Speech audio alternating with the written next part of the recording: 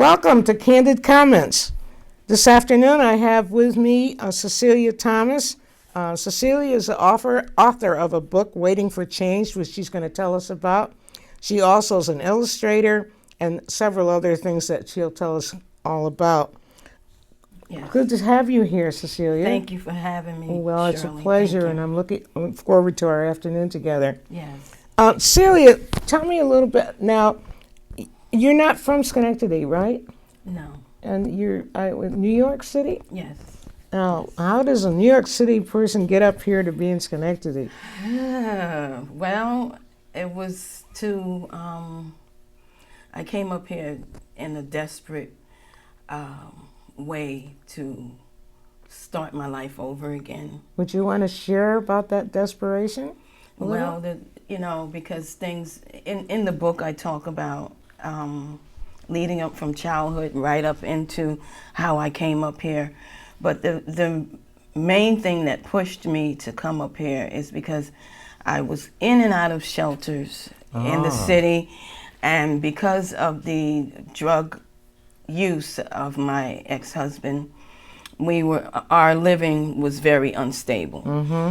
And then it just went into so many other things that were happening till I just had to get out of the city. So I packed a big garbage bag, and all of that's in the book.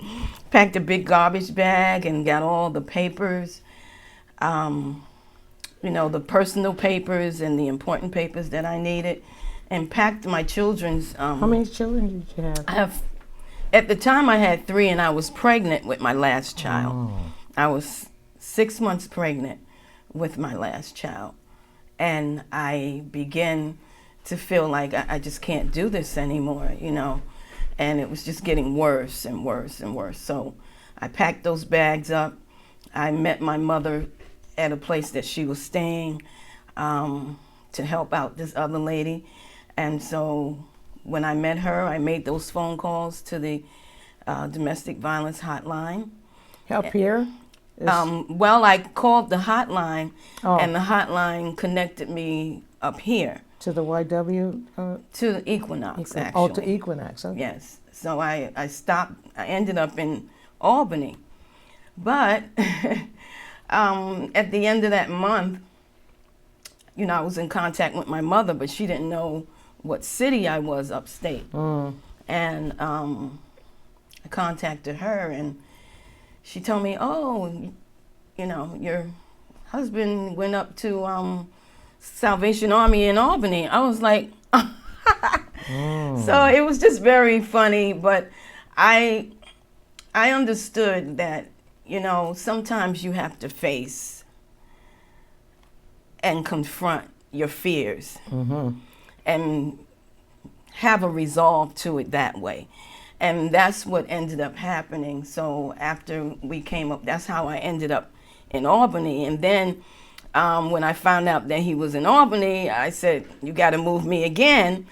And I didn't know how far Schenectady was from Albany. Next door. But I mean, you could sort of walk around the corner and pretty much, Right. But I'm just thankful to be here, and I'm thankful that things are resolving, and I had to put all of it in the book. So when did you start writing the book, and what made you? This is an interesting book, by the way. Thank you. And what made you decide to write this book? I had to. It was the beginning of the healing process for me. Because all I had, it was just like turmoil. All the things were just running through my head after he left, and I just could not get myself together. Day and night, I'm upset and crying and just emotionally broken. Sure. And so I just sat on the bed and I got a notebook, and I started writing. And as I started writing the story, then I start hearing all of these poems being downloaded, and I just started writing all the poems out, and I had to stop for a while because it was just so much. and then I went back to it. And so that was 2013 when I started writing. And then after that, I took some time off of it because it was just too much, and I went into counseling. I'm still in counseling. I had to get my physical body all together because I was going through a lot of physical issues, and everything was just a mess. Well, domestic violence is more than just affecting, either physical or emotional that way, but it's a collective. Your whole Absolutely. Your whole being. And how have your children how have they managed having been through a lot of this? There were many definitely signs of distress, emotionally wise, but with prayer and with time, things are straightening out. They're working on it. It must have been terribly difficult. It's hard enough for you to leave on yourself, but to lift your children up and take your children, it must have been very difficult for you. Yes. I mean, you have to do it, but yes, and the thing is you feel the regret of waiting so long to do it. And when I came up here and found out that he was getting himself together in the rehab, and so time went on, and then I ended up getting back with him, and that's what led to all the rest of the story. That's in the book. That's in the book. Getting back, are you together now? Or? No, we're divorced. Oh, we're divorced. I just, yes. I don't want to pry, but Oh no, that's fine. It's an interesting story. So you tried again. Yes. Oh, I see. Yes. Okay. Yes. Because I thought I could, I wanted to have the family. I wanted my children to have their father. Sure. I wanted things to be better. Well, that's why you started out in the beginning. That was the intention. Absolutely. And I understand you had breast cancer, did you? Yes, I had. On top of all of this? In the midst of it. That's why it says, while waiting for change, what happens to you when while you're trying to change them, right, and you're waiting for them to change. And so that's what the book is about, all the things that happened to me in between. And I was diagnosed with breast cancer in 2000. Oh. And that it was just horrible. I had just had my daughter. She wasn't even 2 years old. And so when the doctor told me that it was cancer, and it was an aggressive cancer, he asked me how old are my children, and that's when I cried. Oh, sure. Because my oldest son was only 8 years old. Babies. Right, and my youngest daughter was 2. Oh, not even 2 yet. And so I was just emotionally just torn up with everything else that was going on. Just moved up here. Nothing was really settled. And then things were happening all over again with the drug issues and things like that, because it was a relapse.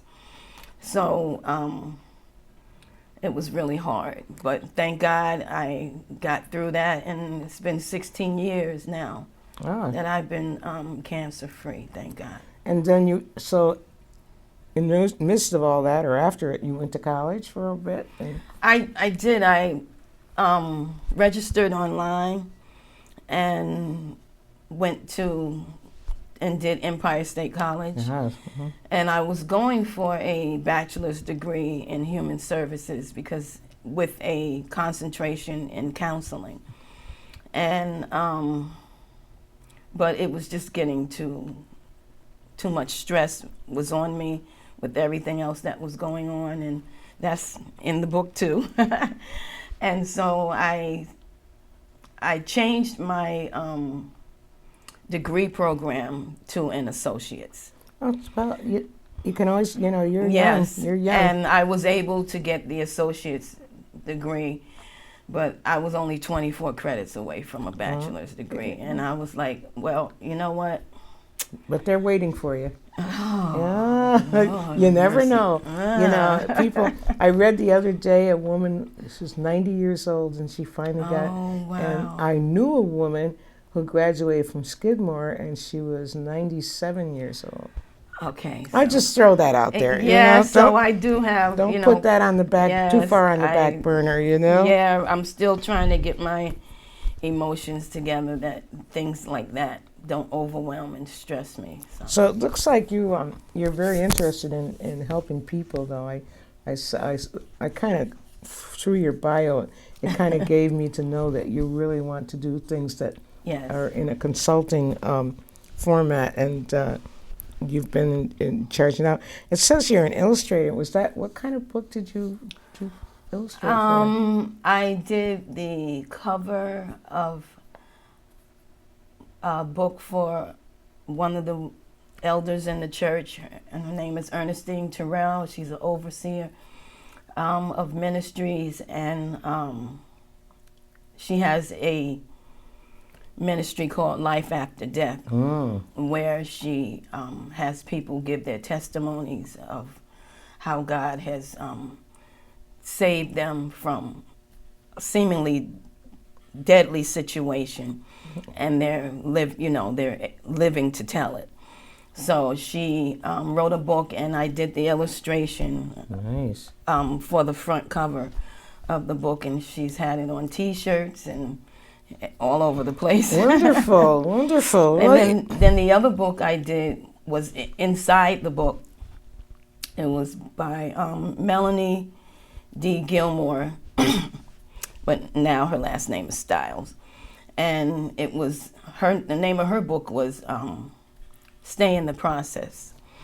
And what I did was draw the process of someone on a potter's wheel. Oh, yes. Shaping the clay. So, and then showed the kiln, it going in the kiln and coming out and all nice. Designed and everything. So those pictures are inside her book. Nice, yeah. Yes. Well, speaking of book, and I see you brought your book with you. And yes. Now, this is Waiting for Change. What happens to you while you're trying to change them and waiting for them to change? Yes. That's an interesting way to say that. Well, you must have some favorite poem in here that you would like to share with folks. I certainly do. There's quite a few of them, but I'm going to read this one that amazed me when the words start coming to me. It's called Reckless Driver. Yeah. Why did I give you control over me when you had no control over yourself? Handling me like a reckless driver, driving me down dark roads to nowhere, turning me into dark alleys and parking me there to be stripped and vandalized, broken windows and dented sides, shifting me in and out of gears of trust and mistrust, love and hate, joy and sadness, stepping over limits and boundaries by running red lights and stop signs, causing lapses in insurance and inspections by not taking care of me and keeping me covered, jerking motions, stopping and starting. You've worn down the brakes. You're out of control. Look out. Stop. We've crashed and burned. The relationship is total. Oh, interesting yeah. analogy of the car being out of control. Yes, yes, because, unfortunately, we, because we're in love and we give someone our heart, we give them control over us in a way. You're absolutely right. And, especially when you marry someone, it says for better, for worse, sickness and in health, till death do us part. So you've signed on for a real yes, And I talk about some of that in the book also, about how you have to know what you're saying I do to. Yes. Because when you say I do, you're not just saying I do to the handsome face or the beautiful shape or, you know, all of the lovely times you had. You're not just saying I do to that. You're saying I do to all their baggage, all the things they didn't tell you, their family, Everything. the whole picture, you know. So their likes and dislikes, you're saying I do. And after a while, you start to say, I don't. Exactly. Yeah. You know. But by then, you're so far down the road Yes, into it. it's hard to say it. Yes, it is. And you've given your partner, you've given them the sense that they have control. Absolutely. And they aren't very happy when you decide that wasn't what I meant. No, because now you're trying to, they would feel like you're trying to shift who's in control and who has the power. Now, I also get the sense that you are a woman of great faith. So talk a little bit about that. Well, no, but share a little of that. Well, I believe that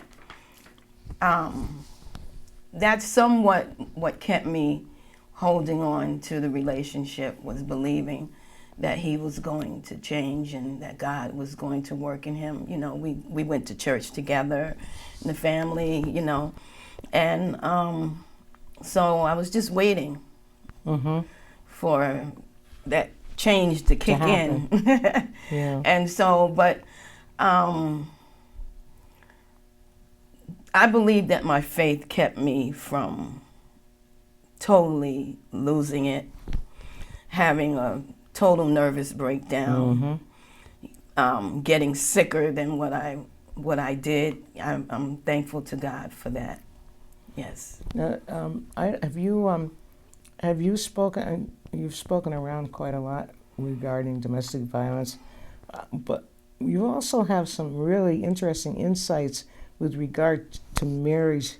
That whether you're talking about domestic violence or not, but just some general insights around marriage. And I was thinking, you know, I wonder if you've ever thought of doing a workshop like for young teenage girls who are, you know, because the things that you have said about control and about the expectation, and that you're not just marrying that good-looking guy, or you're not just marrying that beautiful bod, but there's more to it. And I think that you phrased it in such a way that, and you're young, and for people to hear, young women to hear, it's not a matter of preaching or saying, don't do this, don't do that. But you're just saying, you know, you need to think about these things.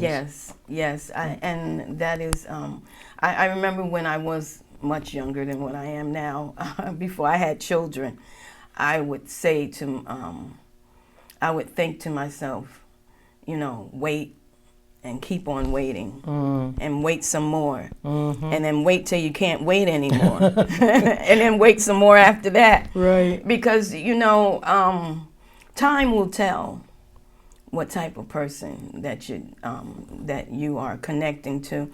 And in the book I talk about how, you know, these days, get a background check. And then some. Yes, a thorough background check, because unfortunately, not everybody's going to be honest with you. And they're not going to tell you all of their secrets in the closet. But when you get married, they all come falling out the closet. Yeah, can only and hide. And you be like, oh my God, what was that? Who is this person? Right. Yes. And then we all come with our own baggage. And so that's the other thing that I think about, is how when you get married, the suitcase gets unzipped. Exactly. And here comes all it spills out the dirty laundry that you didn't take out from, you know, how many years ago. But yeah, those are some analogies that are important that we pay attention to. I think you'd think about offering that to young women. That's a good suggestion. Now, if I want to get this book, I understand, is it Amazon that you can get this book through? Yes, Amazon.com, in a paperback or an ebook download, and also an ebook download on Barnes and Nobles for the Nook tablet. Oh, Yes, okay. and yeah. whatever other ebooks that Whatever, yeah. they have out there. Yes. Okay, because I think maybe people would like to have that. I think it would be that would also would be a great gift to give to young women too. And it's, I'm sorry, and it's also at Open Door Bookstore. Oh, here in right Schenectady. here on J Street. Oh, yes. I didn't realize Right down that. the block. Right down, right, yeah, right Right around the down. corner from here. Yes. Okay. Well, tell me about Call to Prayer Ministries. You have are you involved in that in Albany? Yes, that is the church that I attend, and that's the leader of the church. Her name is Betty Gilmore, Mother Betty. She said, "Call me Mother, call me, Mother Betty." Mm-hmm. But she has been an awesome Good. woman in my life and has helped me to be empowered enough to make a decision, and like she says, a quality decision. Yes, isn't it interesting how people will come into your life just when you need them?